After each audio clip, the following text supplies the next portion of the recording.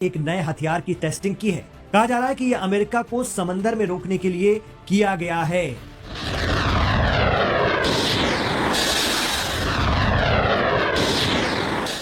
कुछ भारतीय media reports तो ये तक बता रही हैं कि ये मिसाइल अमेरिकी जहाजों का काल बन जाएंगे और जहाजों के चीथड़े उड़ाकर रख देंगे।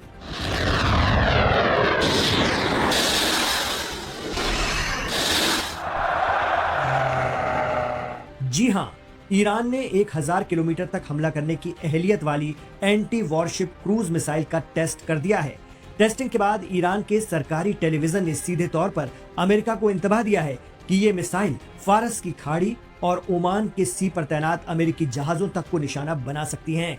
Iran revolutionary guard. देखिए दोस्तों, आज का जो न्यूज आप लोग देख रहे हैं ये सबसे ब्रेकिंग न्यूज आज टुडे का है। आज ही का ये न्यूज सबसे बेहतरीन न्यूज है। कॉप्स यानी लेबनान, गाजा और यमन में उसके समर्थित चरमपंथी समूहों को इजरायल ने बड़ा झटका दिया है और सीरिया में ईरान के सबसे बड़े सहयोगी असद शासन का पतन हो गया है। ईरान ये दिखाना चाहता है कि वो दुश्मन के हमले की स्थिति में अपनी सेना को जमीन के अंदर रख सकता है। साफ तौर पर ईरान अब इजरायल, अमेरिका और कुछ खाड़ी देशों के लिए एक संदेश दे रहा है। ईरान के सरकारी मीडिया के मुताबिक 1 महीने से भी कम समय में IRGC ने तीसरी अंडरग्राउंड मिसाइल बेस को दुनिया के सामने उतारा है। इससे पहले 18 जनवरी को IRGC नेवी ने फारस की खाड़ी में एक अज्ञात स्थान पर एक अंडरग्राउंड नेवी मिसाइल बेस को दिखाया था। वहीं 10 जनवरी को ईरान की एरोस्पेस फोर्स ने एक और अंडरग्राउंड मिसाइल सिटी को दिखाया। पासदाराने इस्लाम के बहरिया मतलब नेवी चीफ जनरल अली रेजा तांगसीरी ने एक रिपोर्ट में कहा है कि गदर 380 L टाइप मिसाइल है। इसकी रेंज 1000 किलोमीटर से ज्यादा है। इस मिसाइल में एंटी जैमिंग सलाहियत है। फारस की खाड़ी पर ईरानी घेराबंदी को देखें तो क्या ये किसी नई जंग की आहट है? ये बड़ा सवाल है। ये उन दावों को भी जवाब है जिनमें प्रेसिडेंट ट्रंप के अमेरिकी चुनाव जीतने के बाद से ही कहा जाने लगा था कि ट्रंप इसराइल के साथ मिलकर ईरान को सबक सिखाएंगे। इसलिए उनके इक़्तिदार संभालने से पहले ही इसराइल ने हिजबुल्लाह और हमास के साथ जंगबंदी समझौते कर डाले, जिससे उसे इस मोर्चे पर राहत मिल जाए और सारी तवज्जो ईरान और यमन को लाइन पर लाने में दी जाए। घटना हुआ है, इसके पीछे ISI का हाथ हो सकता है।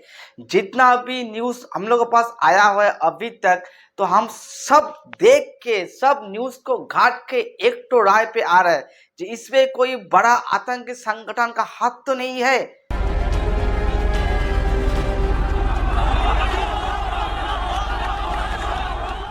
लेकिन यहाँ तो मामला उल्टा पड़ गया है।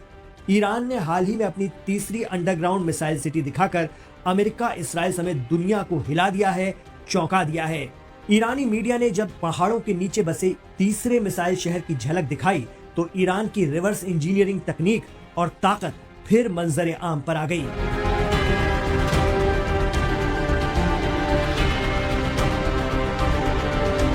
ईरान के सरकारी टीवी पर जारी वीडियो में IRGC commander major general Hossein Salami और brigadier general Amir Ali Hajizadeh को पाताल में बसे इस मिसाइल शहर का दौरा करते हुए दिखाया गया।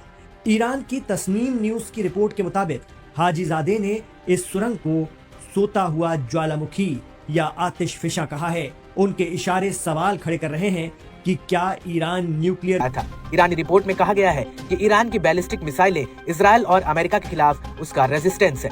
वहीं ईरानी मीडिया में यह दावा किया गया है कि अक्टूबर और अप्रैल में ईरान ने इसी अंडरग्राउंड मिसाइल बेस का इस्तेमाल करते हुए इजरायल के खिलाफ बड़े हमलों को अंजाम दिया था। अनुमान लगाया जा रहा है कि अंडरग्राउंड मिसाइल बेस का खुलासा करके ईरान ने इजरायल, अमेरिका और कुछ खाड़ी देशों को साफ कर दिया कि इन अंडरग्राउंड मिसाइल सिटी में रखी हुई मिसाइलें हमले के लिए मचल रही हैं, जो कभी भी बड़ा धमाका कर सकती हैं। वेपन्स पर तेजी से काम कर रहा है।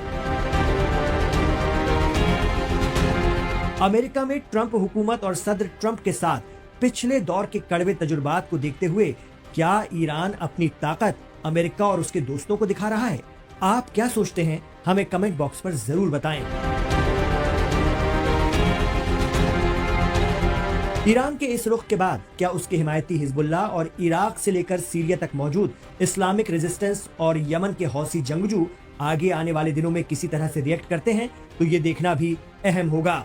इधर लेबनान में मुकीम ईरान हिमायती तंजीम हिजबुल्लाह ने ऐलान कर दिया है कि इसराइल के हमले में जाँ बहक हुए हिजबुल्लाह के चीफ हसन नसरुल्लाह को दूसरी बार 23 फरवरी 2025 को दफन किया जाएगा।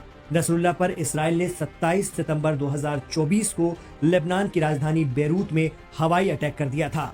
हिजबुल्लाह के मौजूदा कायद नईम कासिम ने कहा है कि सैयद हसन नसरुल्लाह की आखिरी रस्मात आवाम के बीच अदा की जाएंगी। न्यूज एजेंसी AFP के मुताबिक इससे पहले हसन नसरुल्लाह को ईरान में सीक्रेट जगह पे दफनाया गया था।